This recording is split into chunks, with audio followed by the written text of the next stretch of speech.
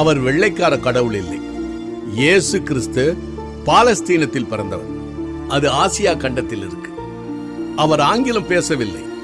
அவர் பேசிய மொழி அரமேயம். இயேசு கிறிஸ்து என்பதற்கு இரட்சகர் என்று பெயர். அவர் உலக இரட்சகர் என்று வேதாகமம் சொல்லுகிறது. அப்போ நீங்க சொல்றபடி பார்த்தா அவர் இந்தியர்களுக்கு மாத்திரம் கடவுள் அல்ல, அவர் உலகத்தின் கடவுள் என்றால் ஏன் இந்தியாவில் அவரை முக்கியப்படுத்துறீங்க? இந்தியாவும் உலகத்துல தானே இருக்கு. இந்தியா இந்துக்களுக்கு மட்டுமே என்று சொன்னால், இந்தியாவை படைத்தது இந்து கடவுள் என்றால் வெளிநாட்டை படைத்தது யார்? இந்து மதம் என்றால் இந்திய மதம் என்று பொருள்.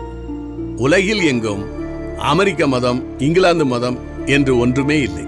இப்படி நாம் பார்க்கும்போது கடவுள் பலராக தெரியும். எல்லா கடவுளும் ஒன்றுதானே? இல்லை, எல்லாருக்கும் ஒரே கடவுள்.